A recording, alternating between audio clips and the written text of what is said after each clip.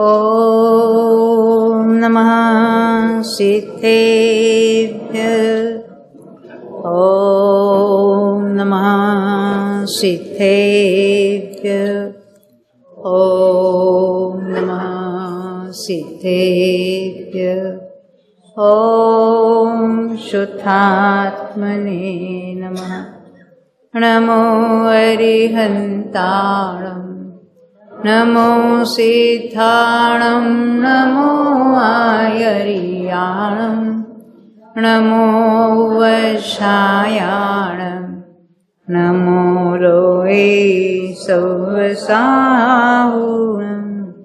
बन्ध उदय सत्ता सहित मथा न करिनर्ष नेमि चंद जयवंत जगे भये केवली स्पर्श कर्म कांड को जानिके ज्ञान कांडमय होय परस्वरूप को परिहरे शिव पद पावे सोय। जिनेन्द्र भगवान की वाणी के अनुसार नेमिचंद सिद्धांत चक्रवर्ती आचार्य जो हुए, उन्होंने गोमरसार कर्मकांड ग्रंथ की रचना की है और उसी की भाषा टीका पंडित टोडरमल जी ने ढूंढारी भाषा में लिखी थी। और उसका जो हमने हिंदी अनुवाद किया था, उसके आधार से यहाँ 2 शिविर हुए थे कर्नाटक के, ये कर्मकांड के। और उसका हमारी ये स्क्राइब टीम ने पूरा लिखित रूप से उसके पुस्तक बनाए हैं जो आपके हाथ में है। उसी के आधार से हम यहाँ प्रकृति के बारे में, उसका बंध, उदय और सत्व, इसकी चर्चा कर रहे हैं। पहले हमने अनेक जीवों की अपेक्षा बात की, अब एक जीव को एट ए टाइम कितना हो सकता है उसकी चर्चा की। अन्य प्रकृतियों की तो बात आसान है, जैसे हमने 8 ही कर्मों की बात की। ज्ञानावरण में बंध स्थान कौन सा होगा? 5 वाला एक ही होगा थ्रू आउट, 1 से लेकर 10वें तक। दर्शनावरण के हमने देखे थे 9 वाला, 6 वाला, 4 वाला, ये हमने विस्तार से देखा था। जैसे हमने बंध के स्थान देखे, अभी सबके उदय स्थान भी हमको देखना पड़ेगा। ज्ञानावरण के उदय स्थान कितने हो गए अलग अलग, यानी कितने प्रकृतियों का उदय रहता है ज्ञानावरण का एट ए टाइम? 5 का। कहां से कहां तक? पहले से 10वें तक तो बंद है, उदय 12वें तक है। तो ज्ञानावरण के 5 का एक उदय स्थान पहले से लेकर 12वें गुण स्थान तक, समझ में आई? अब दर्शनावरण में बंध स्थान हमने 9 वाला, 6 वाला, 4 वाला देखा था। उदय स्थान में कैसा होगा? नीलेश भाई आप बताइए। 4 प्रकृति का तो चक्षु अवधि की वजह, 10 की बात है। हाँ, उदय स्थान। तो वो जो 4 है, चक्षु अवधि और केवल 10, उसका उदय 12वें तक चलेगा। फिर जो ज्ञान वृत्ति वगैरह 3 है, उसका उदय पहले से लेकर 6वें तक चलेगा। कितने प्रकृतियों का उदय एट ए टाइम होगा, ये हमारा प्रश्न है।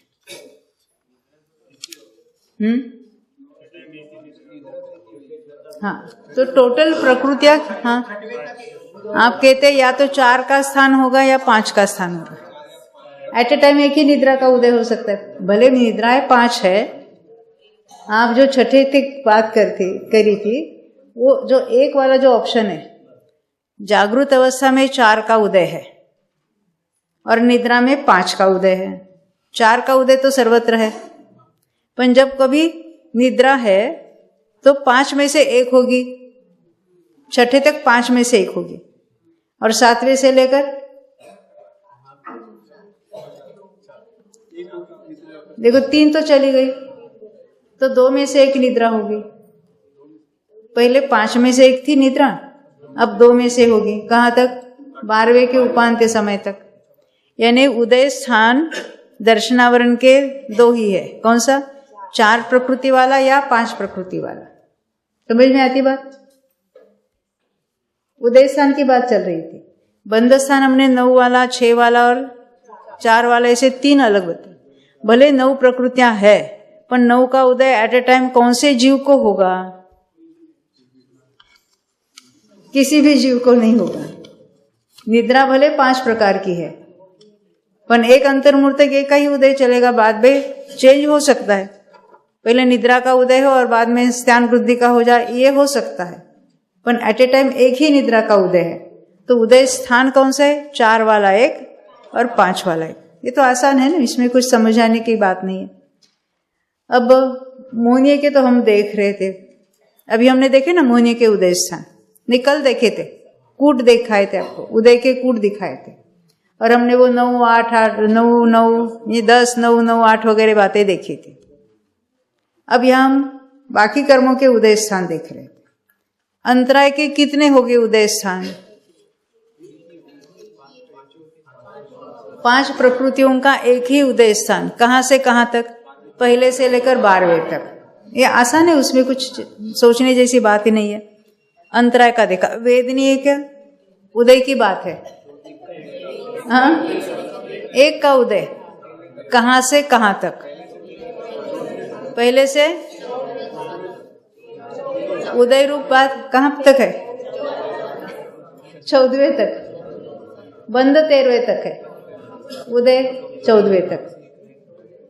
ख्याल में आती है बात? वेदनीय की 2 प्रकृतियां हैं, एट ए टाइम एक का ही उदय होगा, तो एक प्रकृति का उदय स्थान है। 14वें वाले को भी उदय है कि नहीं है? हमने देखा ना, सत्ता में है और उसका उदय भी चल रहा है।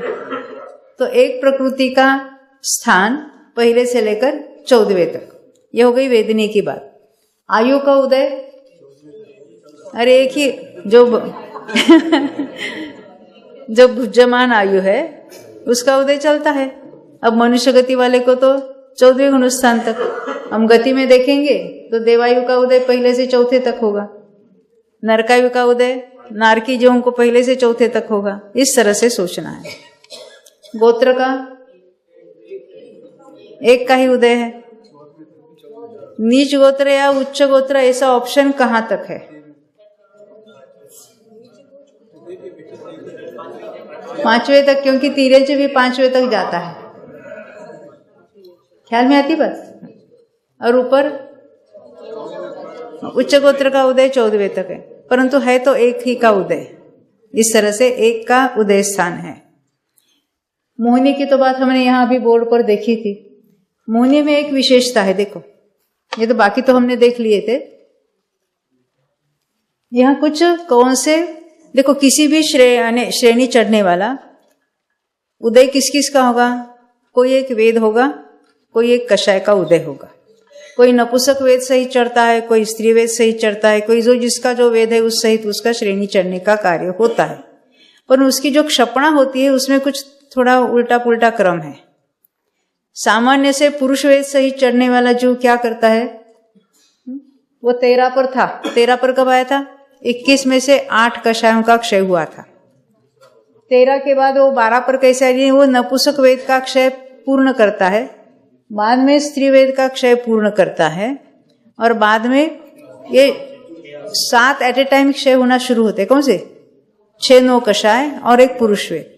पर ये करते करते वो 6-9 कषाय पहले समाप्त हो जाते, क्योंकि वो नए बंद नहीं रहे। पर पुरुष वेद का उदय लंबे काल तक चलता है, इन कंपैरिजन टू नपुंसक वेद और स्त्री वेद के उदय वाला जल्दी उदय समाप्त होता है, और इसका थोड़ा लंबे काल तक चलेगा।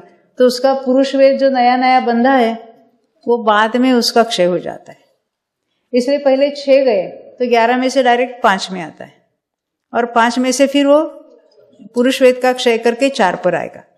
अब ये नपुंसक वेद से ही चढ़ने वाला क्या होता है? वो जब 13 में आए ना, 8 का क्षय करके 21 में से 13 हो गया, तो वो नपुंसक वेद का क्षय प्रारंभ करता है, फिर स्त्री वेद का क्षय भी प्रारंभ करता है, और दोनों का एक साथ उसका क्षय पूर्ण होता है। इसलिए वो 13 में से डायरेक्ट 11वें में, 2 का एट ए टाइम हो जाएगा, 11वें में आएगा। और उसका उदय जल्दी मिटता है नपुंसक वेद का, तो उसका जो पुरुष वेद पहले बंधा था वो भी 6-9 कषाय के साथ वो भी क्षय हो जाता है पूरा। तो उसमें 6 माइनस नहीं करेंगे, हम 7 माइनस करेंगे, तो 11 में से 4 पर आता है। स्त्रीवेदी वाला जीव 13 में से 12, क्योंकि वो नपुंसक वेद की क्षपना पहले करेगा, बाद में स्त्री वेद की करेगा तो 11 पर आ गया, और वो भी पुरुष वेद और 6 नौकोशा एट ए टाइम क्षय करेगा, वो भी 11 में से 4 में आएगा। तो ये 5 वाला स्थान किसके होगा? पुरुष वेद सहित श्रेणी चढ़ने वाले का, क्षपक श्रेणी। बस ये उसमें पुस्तक में पढ़ेंगे तो बहुत उसका विस्तार से वर्णन है, तो बहुत कंफ्यूजन हो जाता है, इसलिए उसको चार्ट लिख के सिंपल में आपको समझाया। ये हम उदय स्थान देख रहे थे। हमने बाकी तो कर्मों के उदय स्थान देखे थे, किसी को छोड़ा था तो हमको नाम कर्म के बंध स्थान भी देखने हैं, उदय स्थान भी देखने हैं, सत्व स्थान भी देखने हैं। तो नाम कर्मों के जो स्थान है उसको बेस बना, किसका बेस बनाकर हम ये स्थान देखेंगे? देखो, मोहनीय के स्थान है या अन्य कर्मों के, तो हम गुण स्थानों में उसकी चर्चा करते हैं, परंतु नाम कर्म में वो गुण स्थान का रूल नियम नहीं लागू होता। तो किस पर वो आधारित है ये स्थान? तो कहते हैं उसके लिए 2 शब्द आते हैं, जीव पद और कर्म पद। चामुंडराय जी ने आचार्य नेमिचंद जी को प्रश्न पूछा था, ये जो नाम कर्म के जो जीव पद कर्म पद है, तो उसके आधार से ये सूक्ष्म पृथ्वी कायिक वगैरह जो है उसके सत्व स्थान कैसे हो गए? तो हमको प्रश्न कुछ समझ में ही नहीं आता था, है ना? अभी भी नहीं आ रहा है। तो हम वो जीव पद क्या होते हैं उसकी चर्चा करेंगे कि जिस पर ये उदय और सत्व स्थान आधारित है, यानी कौन से जीवों को कौन से नाम कर्मों का उदय कैसा है, उसका सत्व किसका है, तो वो जो हम बेस बनाएंगे उसको हम कहेंगे जीव पद। कर्मपद में किसको लेंगे?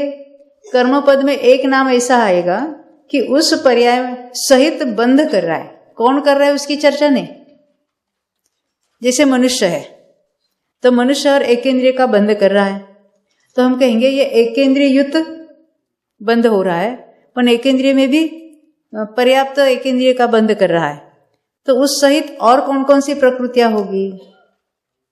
या मान लेते कि देवगति बांध रहा है कोई जीव, तो देवगति युक्त कहेंगे, इन्हें देवगति सहित कितने प्रकृतियों का बंध स्थान इन्हें एट ए टाइम कितनी प्रकृतियां बनती है, नंबर ऑफ प्रकृतियां।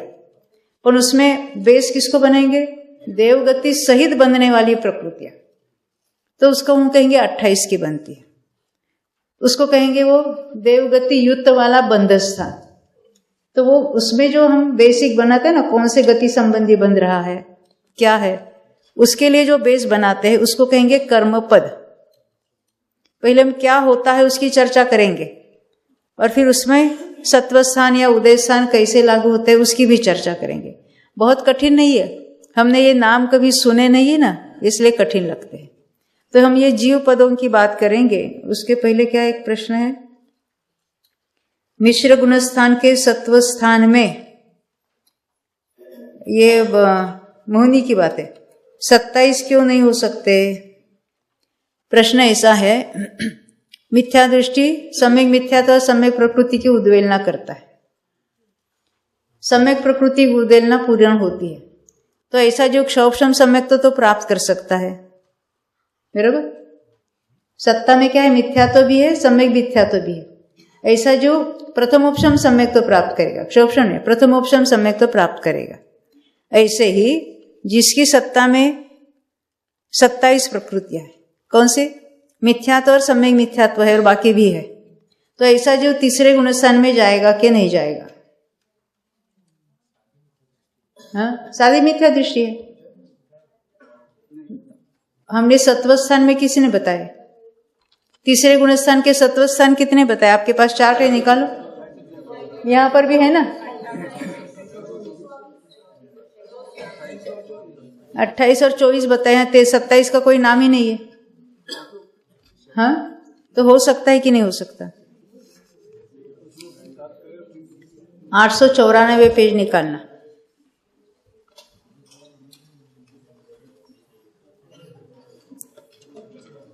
ये शिविर की बात है ना, वहां पर भी शिविर में हमें यही प्रश्न आया था। 894 पेज, पहले पैराग्राफ की लास्ट लाइन। अभी लास्ट बटवर लाइन देखो, नीचे से दूसरा सम्यक मिथ्यात्व का उदय और वो जीव तीसरे गुणस्थान में जाता है। यानी जो सादी मिथ्या दृष्टि जीव है उसकी सत्ता में 28 प्रकृतियां है मोहनीय की। 28 यानी दर्शन मोहनीय की 3 है। कौन सी? मिथ्यात्व, सम्यक मिथ्यात्व और सम्यक प्रकृति। इसमें से सम्यक मिथ्यात्व के उदय से जीव पहले से तीसरे में जाता है। समझ में आती बात? सादी मिथ्या दृष्टि है, उसकी सत्ता में 28 वाला सत्ता वाला जीव है। वही जीव यानी तीनों की है ना, मिथ्यात्व, सम्यक प्रकृति तीनों की सत्ता है।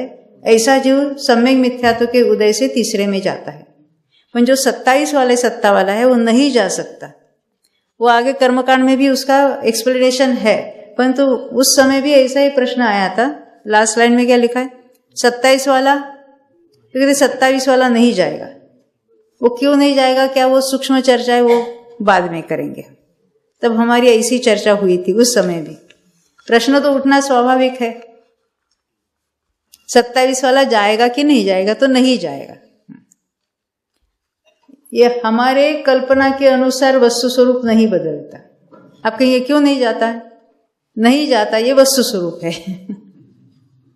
अभी हम अपना आगे बढ़ेंगे। देखो, हमने मोहनीय के उदय के सत्व के स्थान सब देख लिए हैं।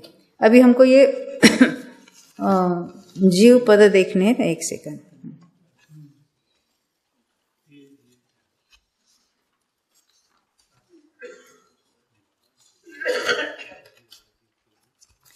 उसलिए जरा चार्ट भी लगाना है। पहले जीव पद देखेंगे, बाद में कर्म पद देखेंगे। यानी ये जो बातें हैं ना, कौन से? जीव पद और कर्म पद। अन्य जो कर्मों के उदय स्थान थे, सत्व स्थान थे, उसमें तो इनकी चर्चा नहीं आई थी। स्पेशली नाम कर्म के बारे में इसको हमने आधारभूत बनाया है। नाम कर्म की जहां चर्चा आती है, बंध की, उदय की, सत्व की, वहां जीव पद और कर्म पद को हम याद करते हैं। तो ये जीव पद क्या है और कर्म पद क्या है, उसकी चर्चा अपनी चलेगी। अब 905 नंबर का पृष्ठ निकालना, 905।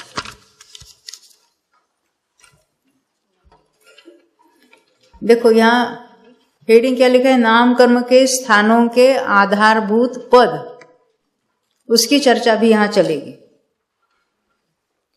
तो देखो लास्ट पैराग्राफ में क्या लिखा है। देखो, हमने पहले ही लेक्चर में बताया था कि चामुंड राय ने आचार्य नेमिचंद्र जी को प्रश्न पूछा था। क्या प्रश्न पूछा था? सूक्ष्म अपर्याप्त पृथ्वी कायिक आदि जो 41 जीव पद है, उनमें नाम कर्म के सत्व का निरूपण कीजिए। यानी 41 जीव पदों में नाम कर्म के सत्व स्थान, उसके बाद बताइए। आचार्य उनको डायरेक्ट उत्तर दे सकते थे। उसके उत्तर रूप उन्होंने क्या किया? पूरा जीव कांड, जिसमें 20 प्ररूपणा है, कौन से? गुण स्थान है, मार्गणा स्थान है, सब कुछ लिख दिया। यानी पूरा जीव कांड की रचना हुई। फिर बाद में कर्मकांड भी विस्तार से लिखा।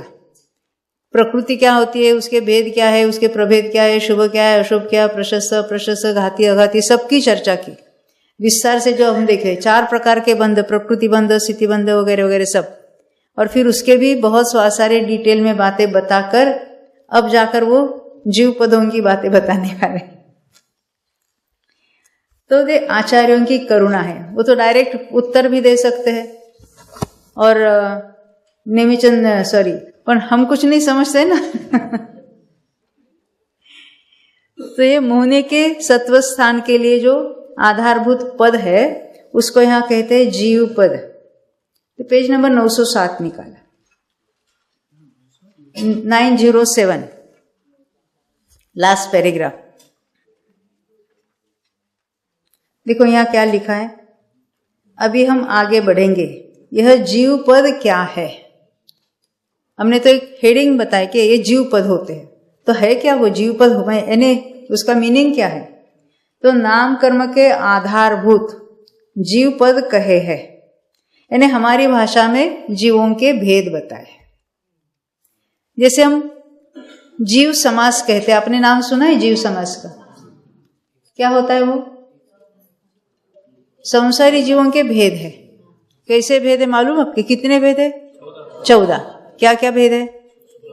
एक इंद्रिय के सूक्ष्म और बादल, फिर द्विंद्रिय, तीन्द्रिय, चतुरिंद्रिय, असंगी पंचेंद्रिय, संगी पंचेंद्रिय, और सबके पर्याप्त और अपर्याप्त। ये हो गए 14 जीव समास।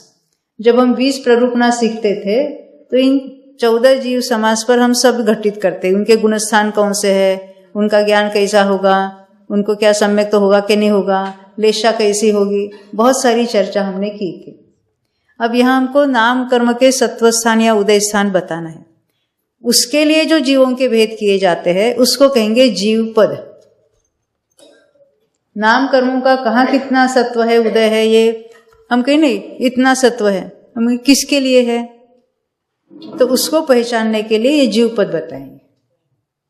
कर्म पद में बात अलग आएगी। कर्म पद में हमने उसमें से एक प्रकृति को बेस बनाएंगे, उस प्रकृति सहित कितने बन रही है उसको कहेंगे कर्म पद। यहां क्या कह रहे, कौन सा जीव है कि जिसको इतने इतने नाम कर्म क्या सत्व है या उदय है, उसको कहेंगे ये जीव पद है। हम पढ़ेंगे तो डिफरेंस भी ख्याल में आ जाएगा। देखो हम पढ़ते हैं पुस्तक में से 907। हाँ, तो नाम कर्म के आधारभूत पद उसको क्या कहा, जीव पद। यानी अपनी भाषा में क्या, जीवों के भेद है, वो क्लासिफिकेशन है। कोई नारकी है, कोई मनुष्य है, कोई देव है, परंतु ये मात्र उसके मार्गणा नहीं बताई है। ये जीव पद ऐसा अलग नाम दिया है और इसके 41 भेद है। जीव समास में हमने 14 भेद किए थे, यहाँ अपेक्षा कुछ अलग है तो यहाँ 41 भेद करेंगे। किसके भेद होंगे, जीवों के ही भेद है, 41 अलग अलग भेद करेंगे। तो कहते हम ग्रंथ के आधार से देखेंगे। ये ग्रंथ है ने सम्यक ज्ञान चंद्रिका कर्मकांड, और वो पेज नंबर है जो हमने अनुवादित किया था, हिंदी अनुवाद है जो अपने यहाँ जो पब्लिश हुआ, उसका पेज नंबर है, और उसमें गाथा नंबर है 519 और 520। उस गाथा के आधार से हम चर्चा करेंगे। प्रथम ही नाम कर्म के स्थानों के आधारभूत स्थान यानी कौन से, बंध स्थान है, उदय स्थान है, सत्व स्थान। स्थान किसको कहेंगे, एक जीव को एक काल में जितनी प्रकृतियां बनती है उसको कहेंगे बंध स्थान, जितनी एट ए टाइम उदय रूप हो सकती है उसको कहेंगे उदय स्थान, और एट ए टाइम सत्व रूप होती है उसको कहेंगे सत्व स्थान। और हम यहाँ केवल नाम कर्म की चर्चा कर रहे हैं।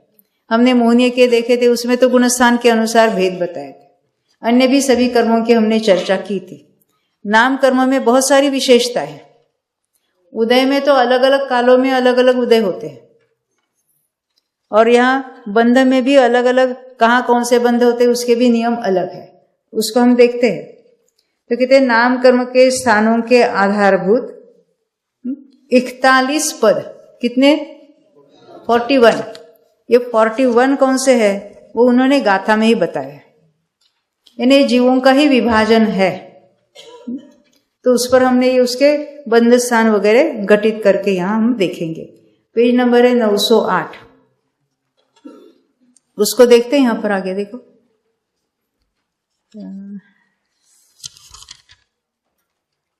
उसके पहले करेक्शन कर लो पुस्तक में, वो पढ़ने के पहले 911 पेज पर लास्ट वो बड़ा पैराग्राफ है जिसमें बोल्ड लेटर्स लिखे बहुत सारे, वहां क्या लिखा है, हम गाथा 482 की टीका फिर पढ़ेंगे। उसमें आपको करेक्शन करना है। हम गाथा के बदले पृष्ठ 482 पर टीका फिर पढ़ेंगे। गाथा नंबर है 519 और 520, और ये 482 जो है वो कर्मकांड की पुस्तक का पृष्ठ क्रमांक है। वहां गाथा गलती से लिखा गया है, उसको पृष्ठ लिखना। पृष्ठ 482 पर 519 और जो 520 की टीका वहां लिखी है कर्मकांड पुस्तक में, सम्यक ज्ञान चंद्रिका कर्मकांड, उसका ये पृष्ठ क्रमांक है। नहीं तो गाथा 482 निकालकर हम ढूंढने जाएंगे तो नहीं मिलेगी। तो वहां जो गाथा लिखी है वही यहाँ पर 908 पेज पर लिखी है, उसका भी हम पढ़ेंगे। देखो आचार्यों की विशेषता है, इतने सारे 41 जीव पद बताने थे, उनकी संख्या भी बतानी थी, और बस 2 गाथाओं में उन्होंने बता दिए। हम गाथा पढ़ेंगे तो आपको उसकी विशेषता ख्याल में आ जाएगी। देखो 1 मिनट, उसके आगे वाला कहाँ है? वो 20 और ऐसे उसकी जो चर्चा है ना, नहीं उसकी बात में आएगी, ये पहले पढ़ लेते। निरया पुन्ना पन्नम बादर सुहुमा तहेव पत्तेया वियला सन्नी सन्नी मनुवा पुन्ना अपुन्नाय सामन्न तीर्थ केवली उभय समुग्घादगाय आहारा देवा वियपज्जत्ता इति जीवपदाहु इगिदाला। इगिदाला ने 41।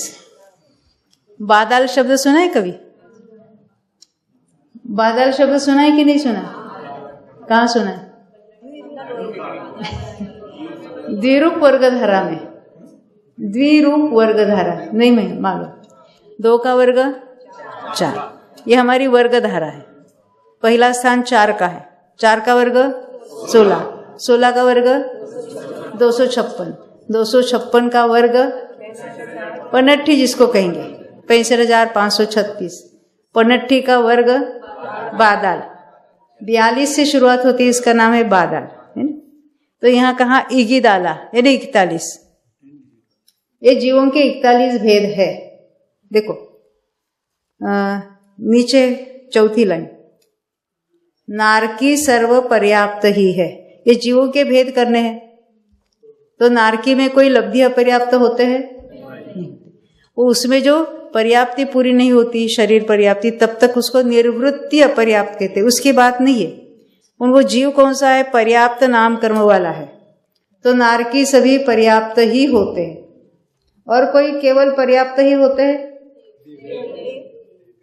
देव भी, और मनुष्य लब्धि अपर्याप्त होते हैं। तिर्यंचों में भी इतनी वैरायटी है, एक इंद्रिय द्विंद्रिय वगैरह, वो भी लब्धि अपर्याप्त होते हैं। तो नारकी के लिए क्या कहा? वो पर्याप्त ही है। तो उसी पेज में राइट साइड में वो चार्ट बनाया है उसी पुस्तक में। या आपको चार्ट देखना है तो बोर्ड पर देखिए, और या आपके हाथ में तो जीराक्स है, जीरोक्स, उसमें भी देखिए। देखो क्या कहते हैं आप, यहाँ बोर्ड पर हम आपको बताएंगे। ये पहला भेद, इसको क्या कह रहे हैं हम? जीव पद। ये जीव पद कौन कौन से है? जैसे हमने जीव समास गिनाए थे 14, यहाँ जीव पद गिनाने हमको 41। तो पहले नारकी को लिया, वो पर्याप्त ही होते हैं, उसमें पर्याप्त अपर्याप्त भेद नहीं है, इसलिए एक ही इसका पद है, इसमें 2 भेद वगैरह कुछ नहीं है। यहां तक समझ में आई?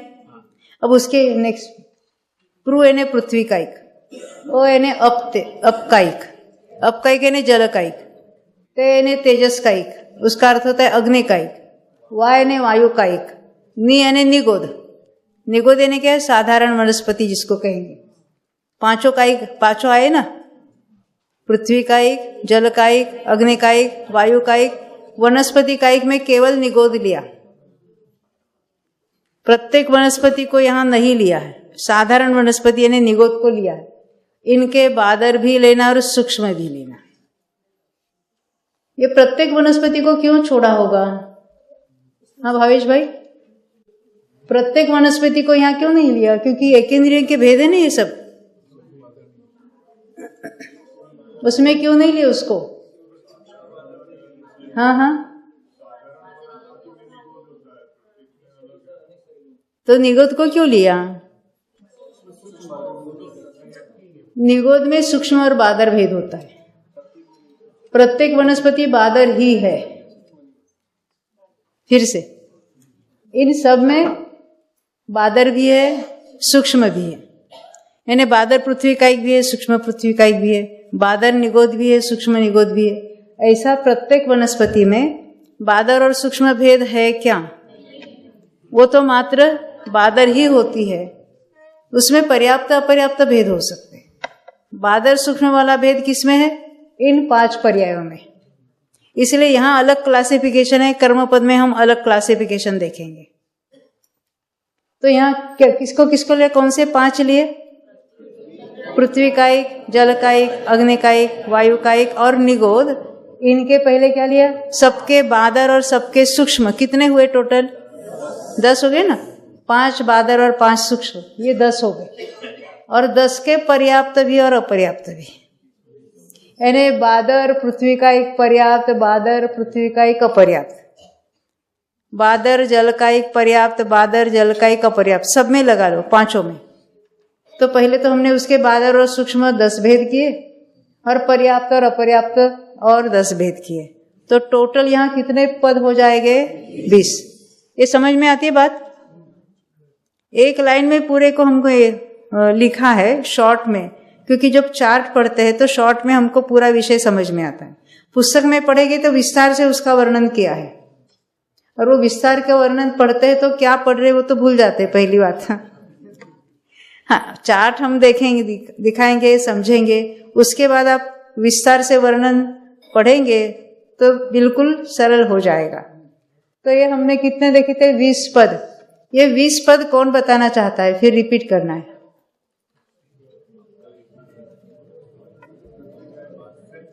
कौन कहना चाहता? हाँ बताएंगे, हार्दिक, हाँ बोलो। पृथ्वी का एक,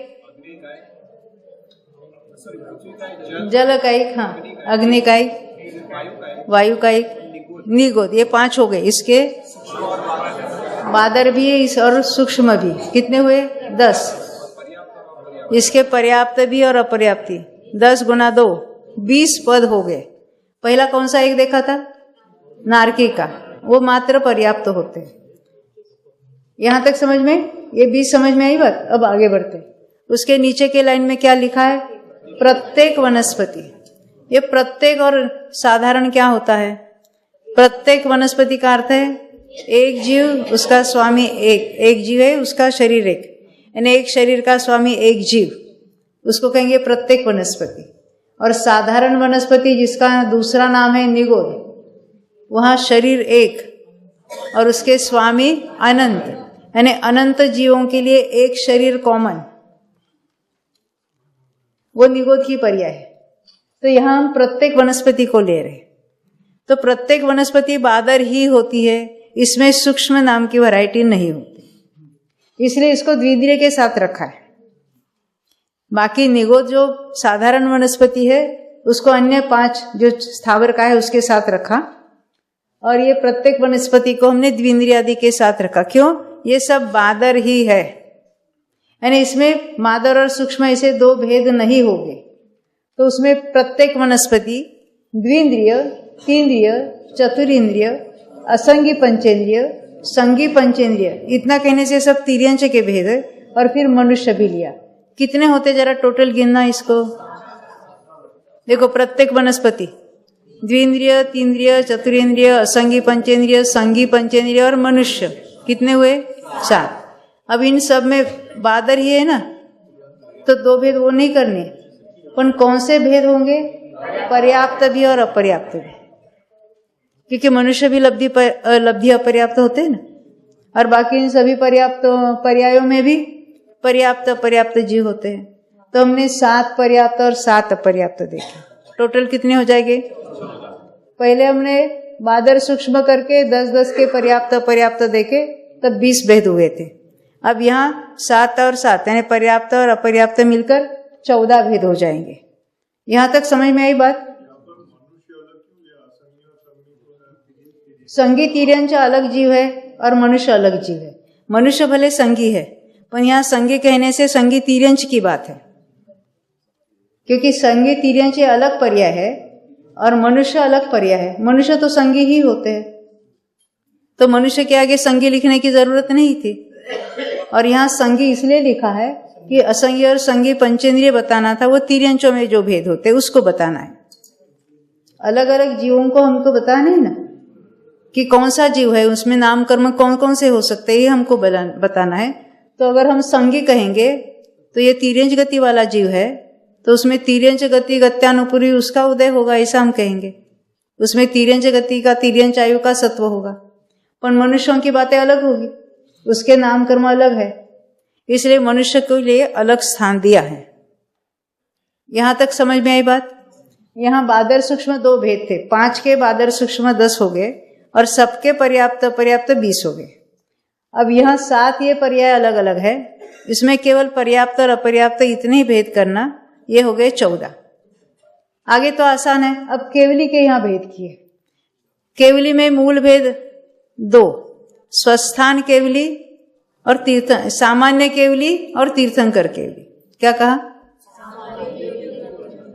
सामान्य केवली रेगुलर जो तीर्थंकर नहीं है, पर जो 13वें गुणस्थान वाले 14वें वाले हैं वो सामान्य केवली, और जो तीर्थंकर प्रकृति का जिनके उदय है, सत्ता की बात नहीं, उदय है, उनको हम केवली कहे ना, तीर्थंकर केवली कह रहे। तीर्थंकर का जो तो माँ के पेट में आया तो 4थे गुणस्थान वाला था, बाद में मुनि हुआ तो 6ठा 7वां गुणस्थान चला, फिर श्रेणी चढ़ा, अब तीर्थंकर हो गया है, यानी तीर्थंकर प्रकृति का उदय हुआ है, तब उसको हम केवली कहेंगे। तो एक होते है सामान्य केवली और एक होते है तीर्थंकर केवली। उसमें और कुछ विशेषता होती है क्या? तो कहते हैं जो रेगुलर केवल ज्ञानी है, उनकी केवली अवस्था चल रही, उसको कहेंगे स्वस्थान केवली। और दूसरे कौन से? समुद्घात केवली। यानी सामान्य में भी स्वस्थान केवली और सामान्य में भी समुद्घात केवली। यानी सामान्य केवल ज्ञानी है वो समुद्घात करेंगे ना, कौन सा? केवली समुद्घात करेंगे कि नहीं करेंगे? कर सकते हैं ना, हाँ, करेंगे, ये ऐसा नहीं कहेंगे, कर सकते। अब जो तीर्थंकर जीव है, तो तीर्थंकर यानी तीर्थंकर केवली है, वो सामान्य जो तीर्थंकर पद में विराजमान है उसको हम क्या कहेंगे? तीर्थंकर केवली। कौन से? स्वस्थान, यानी स्वस्थान में तीर्थंकर केवली। और जो तीर्थंकर केवली जब समुद्घात कर रहे हैं तो क्या कहेंगे? समुद्घात गत तीर्थंकर केवली। अभी पूरा हम गत शब्द नहीं डाला इसमें, यानी वो स्वस्थान वाले सामान्य केवली, स्वस्थान वाले तीर्थंकर केवली, 2 भाग हुए। क्यों?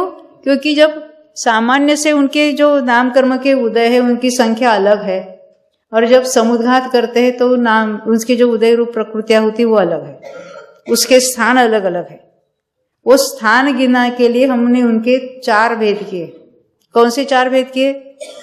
स्वस्थान सामान्य केवली, समुद्घातगत सामान्य केवली, स्वस्थान तीर्थंकर केवली और स्वस्थान समुद्घातगत तीर्थंकर सामान्य केवली और समुद्घातगत तीर्थंकर केवली। कितने हुए पद?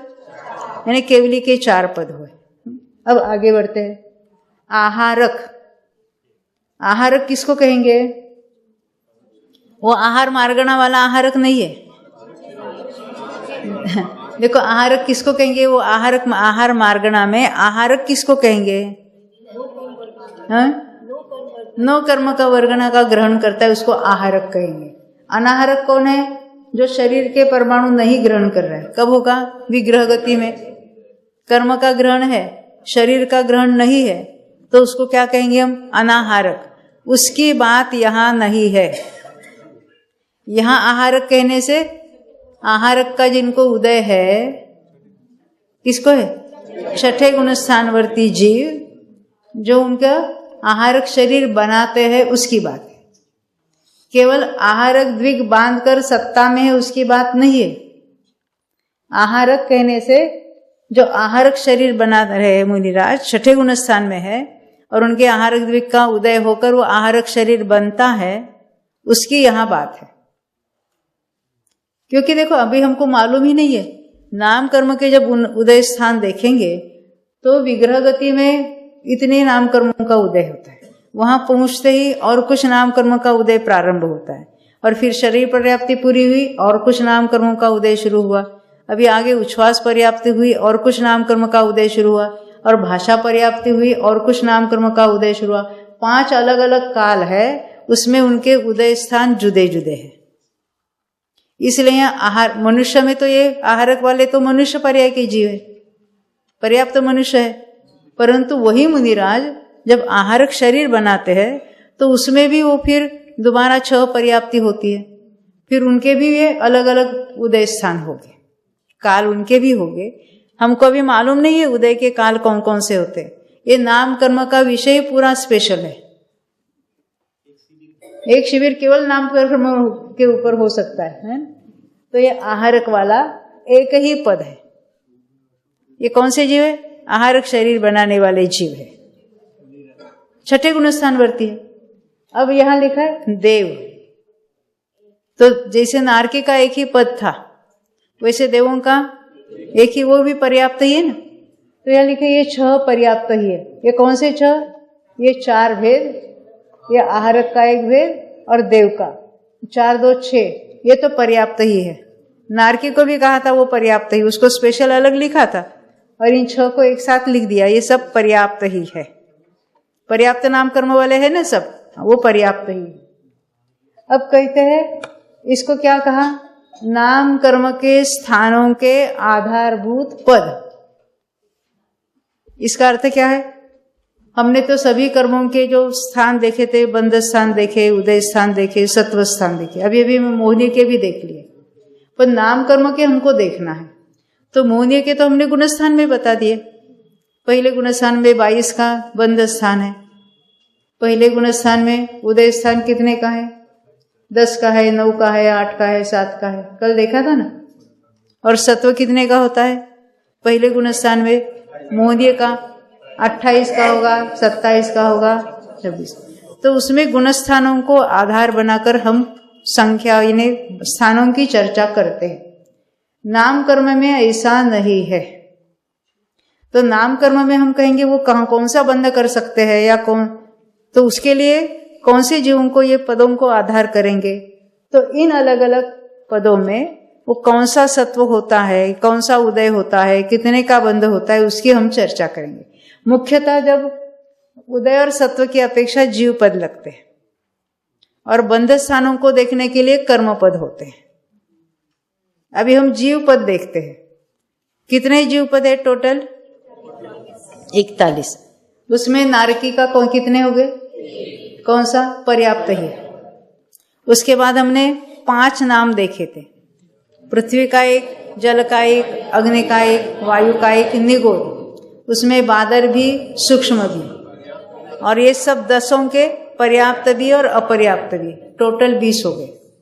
उसके बाद प्रत्येक वनस्पति को लिया था, वो बादर ही होती है, और द्विंद्रिय, तीन्द्रिय, चतुरिंद्रिय, असंगी पंचेंद्रिय, संगी पंचेंद्रिय और मनुष्य 7 भेद हुए। ये बादर ही है, परंतु 7 पर्याप्त भी है, अपर्याप्त भी है, वो 14 ये हो गए। पहला 1, फिर 20, फिर ये 14।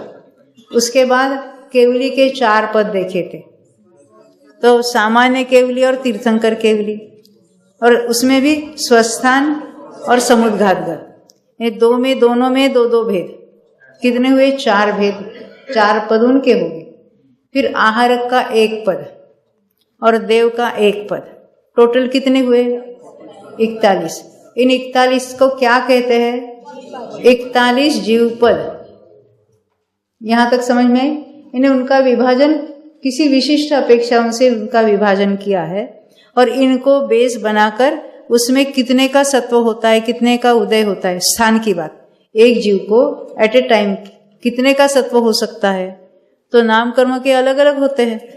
तो हम आपको पूछेंगे मनुष्य लब्धि अपर्याप्त में नाम कर्म कितने का उदय होगा या कितने का सत्व रहेगा, तब हमको इसको बेस बनाकर उसके आधार से नाम कर्मों के स्थानों की चर्चा करनी है।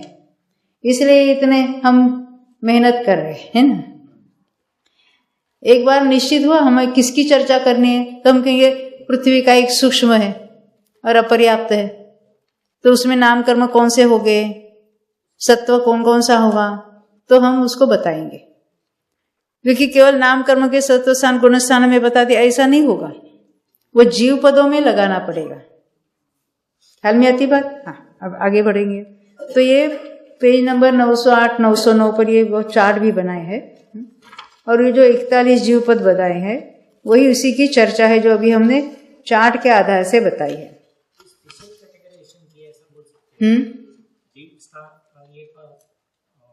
जीव पद को स्पेशल कैटेगराइजेशन के स्थान बताने के लिए अलग। हाँ, नाम कर्म के स्थान बताने के लिए इनको आधारभूत बनाए।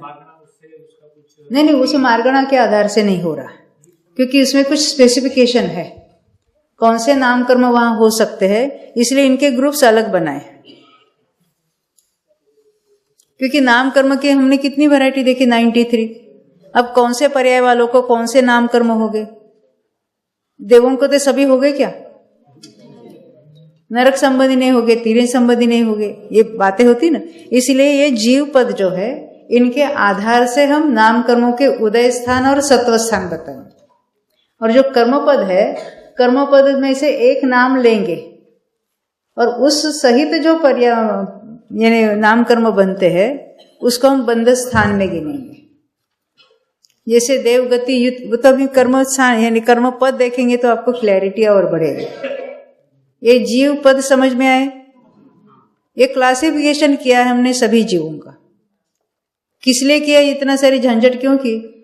नाम कर्म के उदय स्थान और सत्व स्थान हम इनके आधार से समझाएंगे, बस इतनी बात। यहां तक समझ में? अब आगे बढ़ते हैं। अभी हम कर्म पद की बात करेंगे थोड़ी। एक यहां 41 देखे और कर्म पद हमको देखना है 36। आप चार्ट बदल ना, तब तक हम बात करेंगे आगे। देखो अभी ये जो कर्म पद की बात करनी है ना,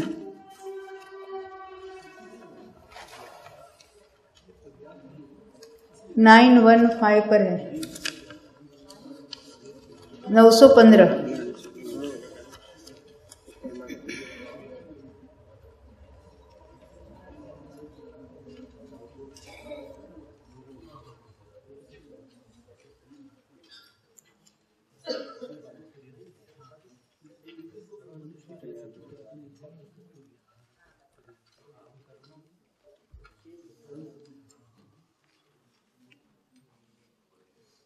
देखो ये अभी कर्म पद हमको देखना है। ये कर्म पद की संख्या कितनी बताई है? 36। यानी 41 में से कितने कम हुए हम देखेंगे अभी, क्यों कम किए, क्या किए। तो ये नाम कर्म का जो बंध होता है, तो इस विशिष्ट पर्याय सहित वाला बंध लेकर, जैसे हमने यहां नरक गति नाम कर्म कहा, तो जब नरक गति नाम कर्म बंध रहा है तो वहां उसका एक पैकेज है नाम कर्म का, कि उतनी प्रकृतियां 28 प्रकृतियां वहां बंधेगी। तो हम क्या कहेंगे? नरक गति युत, युत ने वो उसमें से एक प्रकृति है, उसका नाम लेकर हम कहेंगे नरक गति युत ने नरक गति सहित 28 का बंध स्थान। क्या कहा? हमको कहीं ना 28 का बंध स्थान कब होता है? अरे देवगति बनती है तब भी होता है, नरक गति बनती है तभी होता है। तो किसकी चर्चा कर रहे हैं? तो नरक गति जब बांध रहा है तो उस सहित नंबर ऑफ प्रकृतियां टोटल 28 है, 28 में से एक है वो नरक गति।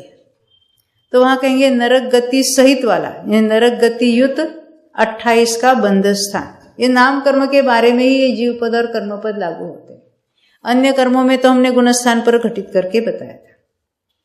तो ये एक नाम क्या है उसमें? नरक गति नाम कर्म। ये नाम कर्म के ही भेद है, उस सहित नाम कर्म के अन्य भी प्रकृतियां बंध रही है। तो बंध स्थानों के लिए ये आधारभूत पद है। आधारभूत यानी क्या? इसमें से एक नाम हम लेंगे जो मुख्य यहां दे रहे हैं, और फिर उस सहित इतनी इतनी प्रकृतियां बनती है। तो कितनी बंधेगी उसकी हम चर्चा करेंगे, क्योंकि हमने नाम कर्म के जो बंध स्थान देखे थे उसकी चर्चा तो नहीं कही थी। वहां तो केवल इतना ही लिखा था 23 वाला है, 25 वाला है, 26 वाला है, 28 वाला है, 29 वाला है, 30 वाला है, 31 वाला है, 1 वाला है। परंतु कौन से पर्याय सहित बांधता है क्या हमको कुछ मालूम नहीं था।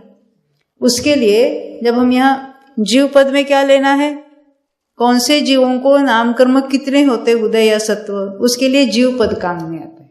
जब बंध स्थानों की चर्चा करनी है तो कौन से कर्म सहित, कौन से गति सहित ये बंध रहे हैं, तो उस विशिष्ट पर्याय का हम नाम लेंगे। जैसे एकेंद्रिय का बंध कर रहे या सूक्ष्म एकेंद्रिय का बंध कर रहे, तो सूक्ष्म एकेंद्रिय पर्याप्त भी और अपर्याप्त भी हो सकता है। तो हम कहेंगे सूक्ष्म एकेंद्रिय अपर्याप्त का बंध करने, तो कौन सा बंध स्थान होगा बताओ? हाँ, एकेंद्रिय सूक्ष्म एकेंद्रिय अपर्याप्त का बंद कर रहा है, उस संबंधी बंद कर रहा है, वो जीव नहीं बंद कर रहा है। देखो सूक्ष्म जो लब्धि अपर्याप्त जीव है वो मनुष्य गति बांध सकता है कि नहीं, अंत उसकी चर्चा नहीं है।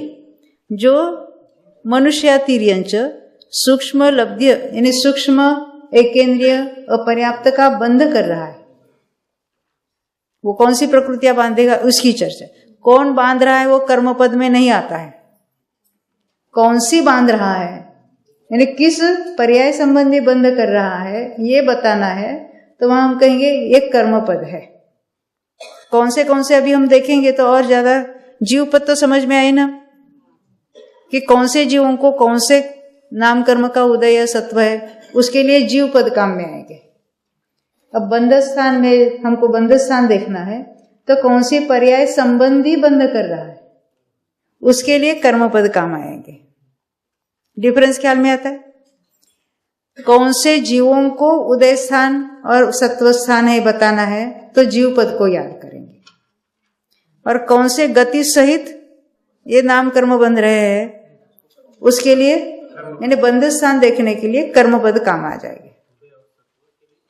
उदय और सत्व के लिए क्या सत्व स्थानों के लिए नाम कर्म के उदय स्थान और सत्व स्थान समझने के लिए जिसको हम बेस बनाएंगे आधारभूत बनाएंगे वो है जीव पद। और नाम कर्म के बंध स्थान समझाने हैं तो नाम कर्म का बंध हो रहा है, अरे पर कौन से नाम कर्म बांध रहे, देवगति बांध रहा है।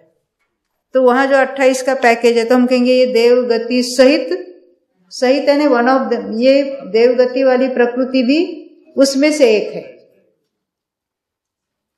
देव बांध रहे उसकी चर्चा नहीं है, देवगति बंध रही है। कौन बांध रहा है, मनुष्य तिर्यंश पंचेंद्रिय वो बांध रहे, तो देवगति बांध रहे हैं। तो एक प्रकृति देवगति है, तो उस सहित जो 28 टोटल प्रकृतियां बन रही है, यानी वो देवगति को भी उसी में इंक्लूड करना 28 में, तो हम कहेंगे वो 28 का बंध स्थान है। जो मिथ्या दृष्टि है वह अंतर्मुहूर्त में चेंज होगा, कभी देवगति बांध रहा है कभी तिर्यंश गति बांध रहा है, पर देवगति बांध रहा है ना, तो देवगति सहित 28 प्रकृतियां टोटल बांध रहा है, उसको कहेंगे बंध स्थान। जैसे मोहनीय का मिथ्यात्व में बंध स्थान निश्चित है, कितने का बंध रहे भूल गए, सत्व स्थान नहीं पूछा, हाँ 22 का। ऐसे क्या हम ऐसा कहते मिथ्या दृष्टि जीव को नाम कर्म का बंध स्थान कौन सा होगा,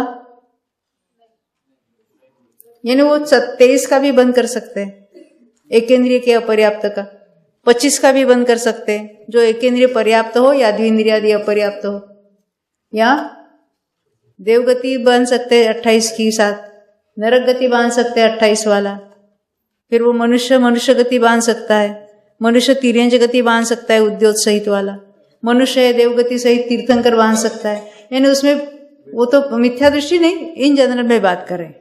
मिथ्या दृष्टि है तो क्या क्या बांधेगा, एकेंद्रिय संबंधी बांध करेगा बंध, अपर्याप्त संबंधी बंद करेगा, देवगति नरगति संबंधी भी बंद करेगा, मनुष्य तिर्यंश संबंधी भी बंद करेगा।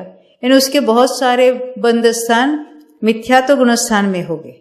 इसलिए हमको कुछ बेस बनाना है, तो उसके लिए ये कर्म पद है। क्या ऐसा कह सकते हैं कि जब जीव पद की बात करते हैं तो जीव को मुख्य करते हैं कि ये जीव क्या बांधेगा, और क्या बांधेगा नहीं, उनके कौन से उदय होंगे, कौन सा सत्व होगा। जीव पद उदय स्थान और सत्व स्थान के लिए है, और कर्म पद कौन से गति सहित या कौन से प्रकृति सहित वो बंध रहे। देखो प्रकृति सहित कहेंगे तो एक वाला बंध स्थान नहीं लेना है, क्योंकि वो अकेले यशस कीर्ति बनती है, उसको तो नहीं लेना है, उसको कोई कर्म पद की जरूरत ही नहीं, बस यशस कीर्ति बनती है, एक का स्थान है ऐसा कहेंगे।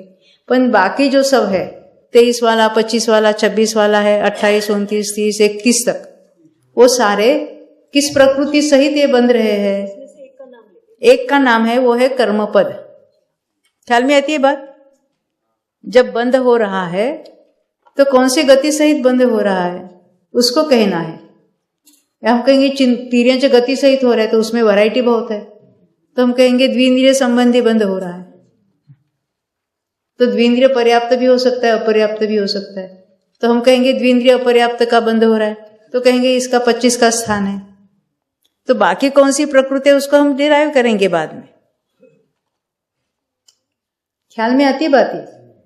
क्योंकि कुछ ऐसी बेसिक प्रकृतियां होती है जो बनती भी है और कुछ ऐसी बेसिक है जो उदय रूप भी होती है, तो उसकी चर्चा करेंगे हम। तो पहले ये इसके हम नाम देख लेते हैं, किसके? कर्म पद के। तो हमने यहां क्या देखा था, देखो फिर चार्ट डिफर करेंगे। इसमें अभी कुछ अलग बात है। जीव पद में अलग क्लासिफिकेशन थे, थोड़ी सिमिलैरिटी है पर थोड़ा डिफरेंस भी है। नरक गति नाम कर्म, ये नाम कर्म की बात है। वहां हमने नरक गति यानी नारकी जीव की बात की थी। तो नारकी पर्याप्त ही है, तो उसका किसका उदय है, किसके स्थान है, सत्व स्थान, उसकी चर्चा करेंगे। और यहाँ जो बन रही प्रकृतियां बन रही है उसमें से एक नरक गति नाम कर्म है, तो उसका एक पद है। ये समझ में आई बात? जीव पद और कर्म पद में क्या अंतर है? जीव पद में वो जीव कौन सा है वो देख रहे हैं, और कर्म पद में कौन से कर्म बन रहे उसकी बात है। यानी वो नरक गति संबंधी, नरक गति भी उसमें एक प्रकृति है, वो भी बन रही है, नरक गति नाम कर्म भी बन रहा है। तो और कौन कौन सी बंधेगी? टोटल बंध स्थान कौन सा होगा? तो हम 28 वाला बंध स्थान कहेंगे। पर वो 28 वाले के लिए नाम देना पड़ेगा, क्योंकि 28 प्रकृतियों का बंध देवगति सहित भी होता है, नरक गति सहित भी होता है। तो हम कहेंगे नरक गति युत 28 का बंध स्थान। तो कौन सी प्रकृतियां बन रही है उसमें से एक प्रकृति यहां लिखी है, उसको कहेंगे नरक गति, वो उसका एक होगा। अब 11 प्रकार के स्थावर एकेंद्रिय, वहां हमने 10 प्रकार के लिए थे, यहां 11 प्रकार क्यों लिए? हाँ, यहां एकेंद्रिय के भेद बताने। स्थावर एकेंद्रिय, स्थावर एकेंद्रिय में फिर वो सूक्ष्म बादर वो सब उसमें आ जाएंगे, और पर्याप्त अपर्याप्त भी भेद करेंगे। ये 11 कौन से हो गए बताना? पहले हमने 5 और 5 10 बताए थे। कौन सा? पृथ्वी का एक, जल का एक, अग्नि का एक, वायु का एक और निगोद। इसमें बादर और सूक्ष्म देखे थे, वो हो गए 10 भेद। हाँ, प्रत्येक वनस्पति वो बादर ही होती है, वो 11 हो गए। अब इन 11 में पर्याप्त भी हो गए, अपर्याप्त भी हो गए। पहले हमने 10 में पर्याप्त अपर्याप्त लगाए थे, 20 भेद हुए थे। परंतु अगर हम एकेंद्रियों को लेना है तो प्रत्येक वनस्पति को हमने बादर में डाला था, वहां 10 थे, बादर और सूक्ष्म मिलकर 10 थे। तो उसमें इस एकेंद्रिय को छोड़ा था। कौन सा? प्रत्येक वनस्पति को। अभी यहां बंध की बात है, तो एकेंद्रिय को एक ग्रुप में लेंगे, क्योंकि उनके एकेंद्रिय नाम कर्म भी बंधेगा, स्थावर नाम कर्म भी बंधेगा। ये सब बादर है, तो बादर सूक्ष्म वो सब भेद उसमें आ जाएंगे, वो हम गिनेंगे बाद में। तो ये 11 प्रकार के स्थावर एकेंद्रिय है। तो ये एकेंद्रिय तो जाति नाम कर्म है, इसके साथ तिर्यंच गति बांधेगी, वो सब हम गिनेंगे कौन कौन सी बनती है। तो कहते वो पर्याप्त भी है और अपर्याप्त है। यानी क्या कहेंगे? स्थावर एकेंद्रिय पर्याप्त का बंध होगा, स्थावर एकेंद्रिय अपर्याप्त का बंध होगा। और केवल स्थावर नाम लेके नहीं चलेगा, वो विशेष स्थावर है। कौन सा विशेष है? पृथ्वी का एक स्थावर, पृथ्वी का एक स्थावर पर्याप्त, वहां कौन सी प्रकृतियां बन रही है? या जल का एक है, सूक्ष्म जल का एक अपर्याप्त, वहां कौन सी प्रकृतियां बन रही है? इसलिए ये सारे कर्मपद है, उसमें से एक प्रकृति का नाम यहां लिखा है। तो इसके भेद है 22। पहला नरक गति के साथ, यानी नरक गति का नाम है तो एक ही, उसमें पर्याप्त अपर्याप्त भेद नहीं है। इसमें एकेंद्रियों में 11 भेद थे, उसमें पर्याप्त अपर्याप्त करके 22 हो जाएंगे। अब 6 प्रकार के त्रस विशेष रूप नाम कर्म, त्रस के ये सब एकेंद्रिय में चले गए। त्रस के विशेष क्या क्या हो गए? त्रस लेना, द्विंद्रिय, तीन्द्रिय, चतुरेंद्रिय, असंगी पंचेंद्रिय, संगी पंचेंद्रिय और मनुष्य। तो ये हो गए 6 त्रस विशेष रूप नाम। इसमें भी पर्याप्त अपर्याप्त हो गए। तो 6 के 2 करेंगे तो 12 हो गए। यानी इस नाम कर्म का बंध हो रहा है, उस सहित वाला पैकेज हम देखेंगे। देवगति बांध रहे, देवगति नाम कर्म, इसको देवगति को प्रमुख करके उसके साथ कितने का बंध होता है उसकी चर्चा करेंगे। वो हो गया एक पद। यानी ये जो 36 प्रकार के अलग अलग कर्म है उसका बंध हो रहा है, तो उसके साथ टोटल प्रकृतियां कितनी बंधेगी उसको कहेंगे वो बंध स्थान। तो कर्म पद है वो क्या है? नाम कर्म के बंध स्थानों के आधारभूत। आधारभूत क्यों?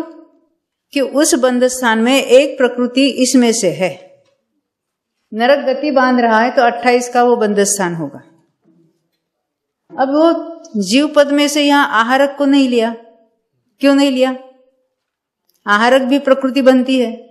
अरे पर वो देवगति सहित बनती है ना, तो देवगति सहित जब बन रहे आहारक तो देवगति का 28 और आहारक के 2 उसमें ऐड करेंगे।